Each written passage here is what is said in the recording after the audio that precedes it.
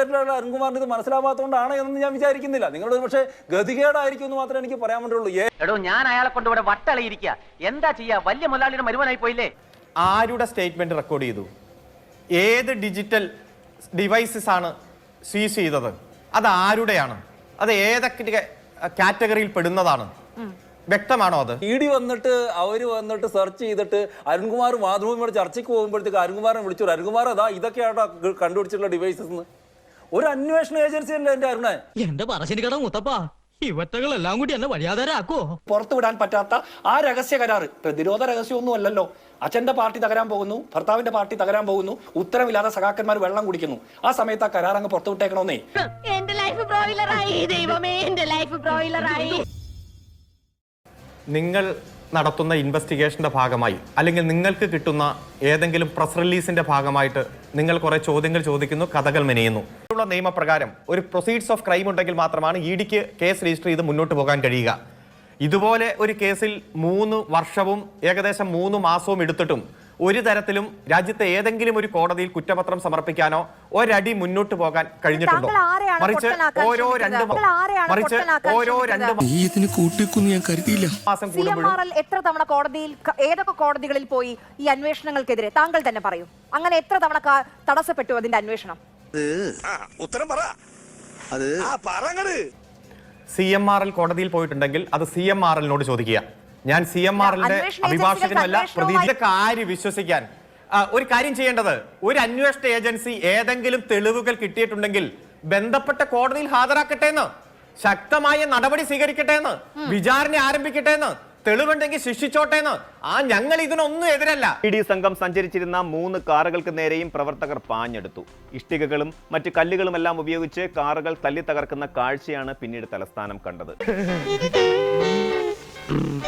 ഏകദേശം ഒരു 2.5 വർഷം മുമ്പാണെന്ന് ഞാൻ വിചാരിക്കുന്നു, അരുൺകുമാർ തന്നെ മറ്റൊരു ചാനലിൽ പറഞ്ഞിട്ടുണ്ട്, വീണ തൈക്കണ്ടിയിൽ കൊടുത്ത സേവനത്തിന് കിട്ടിയ തുകയാണ് ഈ അന്ന് 1,78 ലക്ഷമായിരുന്നു, പിന്നീട് 1 കോടി കൂടി ഉണ്ടെന്ന് അറിയുന്നത്. അങ്ങനെ 2,78 ലക്ഷം രൂപ.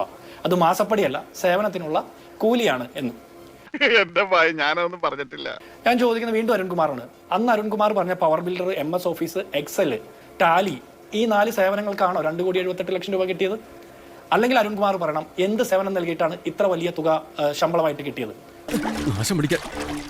ഗുളിക നിന്ന സമയത്ത് പറഞ്ഞു പോയതാ. നിങ്ങൾ പറയുന്ന ശമ്പളമാണ് എന്നാണല്ലോ. സർവീസിന് കിട്ടിയ പണം ഞങ്ങൾ പറയുന്നു മാസപ്പടിയാണെന്ന്. അപ്പൊ ഞങ്ങളുടെ മാസപ്പടി എന്നുള്ള ആരോപണം തള്ളാൻ വേണ്ടി നിങ്ങൾ പറഞ്ഞത് ശമ്പളം എന്നുള്ള ആക്ഷേപമാണ്. അപ്പൊ ശമ്പളം വാങ്ങാൻ, ഇത്രയും വലിയ ശമ്പളം വാങ്ങിയ ആ കമ്പനി, അത്രയും ഹൈലി പെർഫോമിംഗ് ആയിട്ടുള്ള ഒരു IT കമ്പനി എന്തുകൊണ്ടാണ് ഒരു സുപ്രഭാതത്തിൽ പൂട്ടിപ്പോകേണ്ടി വന്നത്? അതിനൊരു ഉത്തരം കിട്ടണമല്ലോ. വീണ തൈക്കണ്ടിലിന്റെ ഭർത്താവ് മുഹമ്മദ് റിയാസ് MLA കഴിഞ്ഞ ദിവസം പറഞ്ഞത് അവർ ഏതോ കമ്പനിയിലെ ഹൈ പ്രൊഫൈൽ ജോബ് ചെയ്തിരുന്ന ആളാണ്, അവരുടെ ഒപ്പം ഇരുന്ന ആളുകളൊക്കെ മഹാന്മാരാണ്, അതുകൊണ്ട് അവർക്ക് ആ റേഞ്ചിലുള്ള വരുമാനം ആർജിക്കാൻ പറ്റുമെന്നാണ്. അത്രയും വരുമാനം ആർജിക്കാൻ പറ്റുന്ന, അത്രയും വിസ്മയകരമായിട്ടുള്ള IT സേവനം നൽകിക്കൊണ്ടിരിക്കുന്ന, കോടിക്കണക്കിന് രൂപ പ്രതിഫലം വാങ്ങുന്ന IT കമ്പനി എന്തുകൊണ്ടാണ് ഒരു സുപ്രഭാതത്തിൽ പൂട്ടിപ്പോയത്? വീണ തൈക്കണ്ടിയിൽ അച്ഛൻ പിണറായി വിജയൻ പ്രതിപക്ഷ നേതാവ്, ഭർത്താവ് മുഹമ്മദ് റിയാസ് MLA, ഈ 3 പേരുടെയും ശിഷ്ടകാലം ജയിലിലേക്ക് എത്തിക്കുന്ന രീതിയിൽ ED വേട്ടയാടുന്നു എന്ന് പറഞ്ഞിട്ട് പോലും പുറത്തുവിടാൻ പറ്റാത്ത ആ രഹസ്യ കരാറ് പ്രതിരോധ രഹസ്യമൊന്നും അല്ലല്ലോ. അച്ഛന്റെ പാർട്ടി തകരാൻ പോകുന്നു, ഭർത്താവിന്റെ പാർട്ടി തകരാൻ പോകുന്നു, ഉത്തരവില്ലാതെ സഖാക്കന്മാർ വെള്ളം കുടിക്കുന്നു. ആ സമയത്ത് ആ കരാർ അങ്ങ് പുറത്തുവിട്ടേക്കണമെന്നേ. വീണ പറയുന്നതും പിണറായി വിജയൻ പറയുന്നതും മുഹമ്മദ് റിയാസ് പറയുന്നതും അരുൺകുമാർ പറയുന്നതും ഒക്കെ ഞങ്ങൾക്ക് വിശ്വാസയോഗ്യമാണെങ്കിൽ നിങ്ങൾ പറയുന്ന രാഷ്ട്രീയത്തോടൊപ്പം നിൽക്കാം. During the search operation, several digital devices were seized and statements are recorded. എന്താ മനസ്സിലാക്കുക അതിൽ നിന്ന്? സെർച്ചിന്റെ ഇടയിൽ several digital devices were seized and statements are recorded. ആരുടെ സ്റ്റേറ്റ്മെന്റ് റെക്കോർഡ് ചെയ്തു, ഏത് ഡിജിറ്റൽ ഡിവൈസസ് ആണ് സീസ് ചെയ്തത്, അത് ആരുടെയാണ്, അത് ഏതൊക്കെ കാറ്റഗറിയിൽ പെടുന്നതാണ്, വ്യക്തമാണോ? അത് പണ്ഡിതനാണെന്ന് തോന്നുന്നു, അർത്ഥം പറഞ്ഞൊന്നും കേട്ടില്ലേ? Evidence related to transfer of money using hawala channel are also found. Hawala ചാനലിലൂടെ മണി ട്രാൻസ്ഫർ ചെയ്ത എവിഡൻസ് കിട്ടി. ആര് ട്രാൻസ്ഫർ ചെയ്തത്, ആർക്ക് ട്രാൻസ്ഫർ ചെയ്തത്, എത്ര രൂപ ട്രാൻസ്ഫർ ചെയ്തത്, എന്ന് ട്രാൻസ്ഫർ ചെയ്തത് വേണ്ടേ? ED എന്ന് പറഞ്ഞാൽ ഈ രാജ്യത്തെ ഏറ്റവും വലിയ നാഷണൽ ഇൻവെസ്റ്റിഗേഷൻ ഏജൻസി. അവർ ഈ പാരഗ്രാഫ് തുടങ്ങുന്നത് എങ്ങനെയാ? ഒറ്റ മിനിറ്റ് ഞാൻ പറയാം, വായിക്കുന്നതിന് എന്താ കുഴപ്പം? The seizure made by ED shows Shrimati Veena was handling amount beyond her known sources of income, അവരുടെ വരുമാനത്തെക്കാൾ കൂടുതൽ കണ്ടു സീസർ. എന്ത് അവിടെയെങ്കിലും ഒരു പേരുണ്ട്. വരുമാനം അരുൺകുമാർ പറഞ്ഞത് during the search operation several digital devices were seized and the statement are recorded. എവിടെയാണ് ആ ഡിജിറ്റൽ ഡിവൈസസ് എന്നൊക്കെയാണ് ചോദിക്കുന്നത്. എനിക്ക് മനസ്സിലാവുന്നില്ല കേട്ടോ. എന്താണ് ഇ.ഡി വന്നിട്ട് അവർ വന്നിട്ട് സെർച്ച് ചെയ്തിട്ട് അരുൺകുമാർ മാതൃഭൂമിയുടെ ചർച്ചയ്ക്ക് പോകുമ്പോഴത്തേക്ക് അരുൺകുമാറിനെ വിളിച്ചു, അരുൺകുമാർ അതാ ഇതൊക്കെയാണോ കണ്ടുപിടിച്ചിട്ടുള്ള ഡിവൈസസ് എന്ന്. പൊട്ടന്ന ലോക പൊട്ടൻ. ഒരു അന്വേഷണ ഏജൻസി അല്ല എൻ്റെ അരുണെ. ഒരു അന്വേഷണ ഏജൻസി എങ്ങനെയാണ് റിപ്പോർട്ട് കൊടുക്കുമ്പോഴത്തേക്ക് മാധ്യമങ്ങൾക്ക് എത്രമാത്രം കൊടുക്കും? ആ കൊടുക്കുന്നതിനകത്ത് തെളിവുകളെല്ലാം കൂടി നിങ്ങളുടെ കയ്യിലോട്ട് തരുമോ? പബ്ലിക്കിന് നിങ്ങളുടെ ഫോട്ടോ ഏതെങ്കിലും ഒരു പബ്ലിക്കിന് മുമ്പിലോട്ട് വെക്കും. ഇതൊക്കെ എന്തൊരു വാദമാണെന്ന് എനിക്ക് മനസ്സിലാവുന്നില്ല. PV ന്യായീകരിക്കാൻ വേണ്ടിയിട്ടും PV മകളെ ന്യായീകരിക്കാൻ വേണ്ടിയിട്ടും അഡ്വക്കേറ്റിലുള്ള അരുൺകുമാറിന് ഇത് മനസ്സിലാവാത്തതുകൊണ്ടാണ് എന്ന് ഞാൻ വിചാരിക്കുന്നില്ല. നിങ്ങളുടെ പക്ഷേ ഗതികേടായിരിക്കും എന്ന് മാത്രമേ എനിക്ക് പറയാൻ വേണ്ടിയുള്ളൂ. ആരും നോക്കൊരു ഒറ്റ ചോദ്യത്തിന്റെ ഉത്തരത്തിന് ഈ ചർച്ച തന്നെ അവസാനിപ്പിക്കാന്നേ. ഒറ്റ ചോദ്യമുള്ളൂ, എന്താണ് വീണ കൊടുത്തിട്ടുള്ള സർവീസ് എന്നുള്ള ഒറ്റ CMRL വീണ കൊടുത്ത സർവീസ് എന്താണെന്ന് ചോദിച്ചാൽ ചർച്ച തീരുമല്ലോ. ഇവർ ഈ നിലത്ത് കിടന്നിട്ട് ഉരുളലും ഇവർ കിടന്ന് മാസ് ഡയലോഗ് അടിക്കലും ഇവർ പഴഞ്ചൊല്ലി പറയേണ്ടതൊന്നും ആവശ്യമിരിക്കുന്നില്ലല്ലോ. ഒരൊറ്റ ചോദ്യത്തിന് ഉത്തരം ഈ പറയുന്ന അരുൺകുമാർ അടക്കമുള്ളവർക്ക് പറയാൻ വേണ്ടി പറ്റുന്നുണ്ടോ?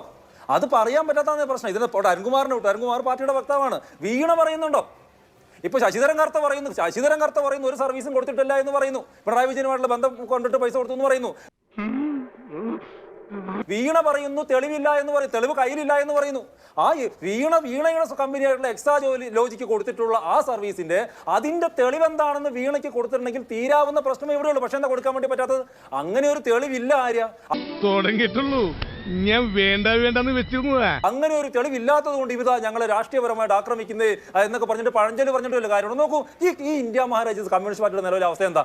ആകെ 9 MP ലോക്സഭയിൽ 4 പേരുണ്ട്, പിന്നെ മൊത്തം രാജ്യസഭയിൽ 5 പേര്, അങ്ങനെ മൊത്തം 9 MP ഞങ്ങൾക്ക് എത്ര 337 MP ഈ രാജ്യത്ത് മൊത്തം ഉണ്ട്. 1800-ലധികം വരുന്ന MLA ഈ രാജ്യത്തിന്റെ സിംഹഭാഗവും ഭരിക്കുന്ന BJPക്ക് കമ്മ്യൂണിസ്റ്റ് പാർട്ടിയെ പോലെ സ്വയം നശിച്ചുകൊണ്ടിരിക്കുന്ന ഒന്ന് ആലോചിച്ച് നോക്ക്. കേരളത്തിൽ ഇത്തവണ കമ്മ്യൂണിസ്റ്റ് പാർട്ടി തോറ്റ് പിന്നോക്കം പോയത് എന്താ കാരണം? അവർ സ്വയം നശിച്ചുകൊണ്ടിരിക്കുകയാണ്. ഈ പറഞ്ഞ PVയും ഇവരുടെ പരിവാരങ്ങളെ കൊണ്ട് സ്വയം ജനങ്ങൾ അവരെ പുറന്തള്ളിക്കൊണ്ടു ഇരിക്കുമ്പോൾ ഞങ്ങൾ എന്തിനാണ് ഇവർക്കെതിരെ ഇത്തരത്തിലുള്ള രാഷ്ട്രീയപരമായിട്ടുള്ള ആക്ഷൻ എടുക്കേണ്ട ആവശ്യം എന്താ? നടപടി എടുക്കേണ്ട ആവശ്യം എന്താ? ഉപദ്രവിക്കരുത്, ജീവിച്ചു പോക്കോട്ടെ. ഇത് ഇവർക്കുള്ള ഇത്തരത്തിലുള്ള ചോദ്യങ്ങളിൽ നിന്ന് ഒളിച്ചോടാൻ വേണ്ടിയുള്ള ഒരു വഴി തപ്പുന്നല്ലേ ഇവര്? അതാ അടിസ്ഥാനപരമായിട്ടുള്ള ചോദ്യം തന്നെ നിങ്ങൾ എടുത്ത് നോക്കൂ. ഇപ്പൊ ഏതാ നമ്മുടെ ലേക്കർ ഇന്ത്യ എന്ന് പറഞ്ഞൊരു കമ്പനിയെ കുറിച്ചിട്ട് നമ്മൾ കഴിഞ്ഞ കുറച്ച് ദിവസമായിട്ട് ചർച്ച ചെയ്യുന്നു. ഇതെന്താ കഴിഞ്ഞ 2 വർഷം മുമ്പ് ചർച്ച ചെയ്യാൻ വേണ്ടിയിട്ട് പറ്റാത്ത എന്താ വീണ തൈക്കണ്ടെങ്കിൽ പറയാൻ വേണ്ടി പറ്റാതിരുന്ന എന്റെ ഉടമസ്ഥതയിൽ അങ്ങനെ ഒരു കമ്പനിയും കൂടെ ഉണ്ടെന്ന്. കമ്പനി എന്ന് പറഞ്ഞു കൊടുത്തിട്ടുള്ളത് എന്താ? ഒരു പന്തീരങ്കാവിലുള്ള ഒരു ബിൽഡിംഗ്, ആ ബിൽഡിങ്ങിന്റെ മുകളിലത്തെ നിലയിൽ ഫസ്റ്റ് ഫ്ലോറിലുള്ള നിലയിൽ 2 ഷട്ടറുകൾ. ആ ഷട്ടറിൽ എങ്ങനെയാണ്? ബോർഡാണോ? ആര്യ കണ്ടതല്ലേ? ഫോട്ടോസ്റ്റാറ്റ് എടുത്തിട്ട് പ്രിന്റ് എടുത്തിട്ട് സാധാരണ A4 സൈസ് പേപ്പറിൽ പ്രിന്റ് എടുത്തിട്ട് ഒട്ടിച്ചേക്കാണ്.